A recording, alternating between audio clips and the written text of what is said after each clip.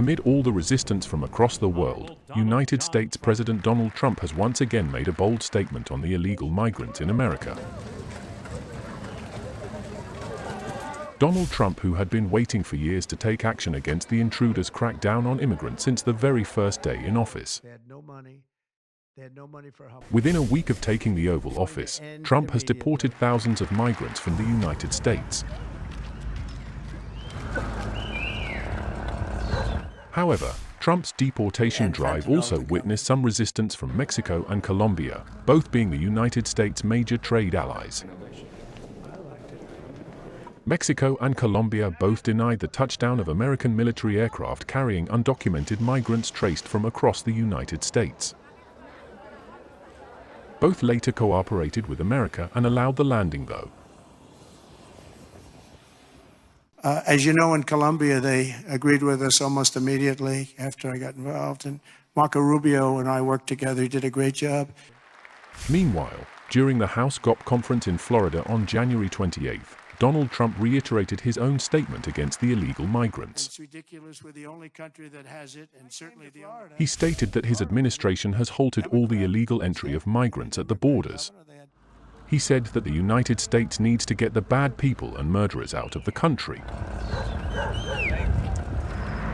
He also ridiculed the long-run open border policy, calling it stupid and stating that the troops are locating the illegal aliens and criminals to drive them out.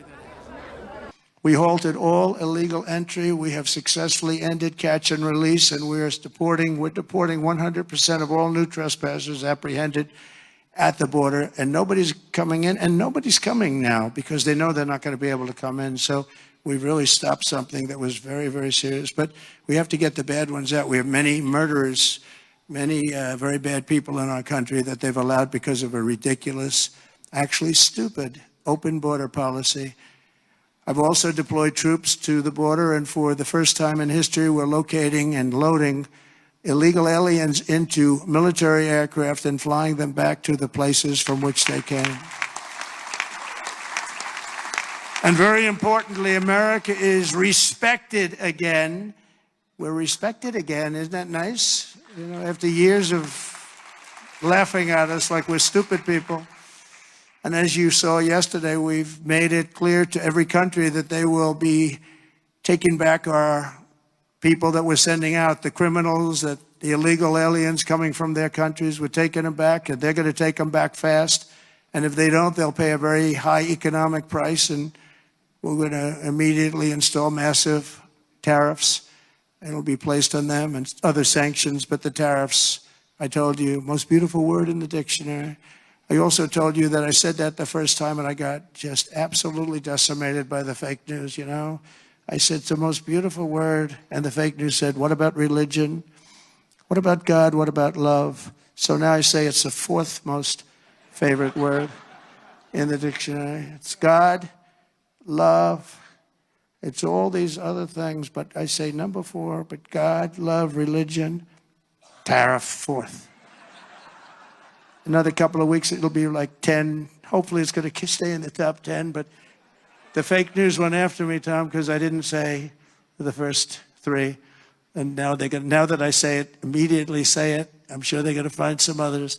Throughout the week, the heroes of ICE have been hunting down and arresting hundreds of illegal alien criminals per day, including those with charges and convictions for rape, child sexual assault, terrorism, and even murder. Many murders in the crowd, and many of these murderers have committed far more than one murder. This is not going to work out, and we're going to get them the hell out of here. And members of the savage Venezuelan prison gang known as Tren de Agua and MS-13, including 50 violent individuals who were rounded up in Aurora, Colorado, which the Venezuelan gang took over. The governor, who's a radical left governor, was petrified. He didn't know what to do.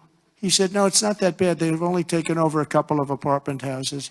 See, they went into the real estate business. They did it unconventionally. They did it with guns.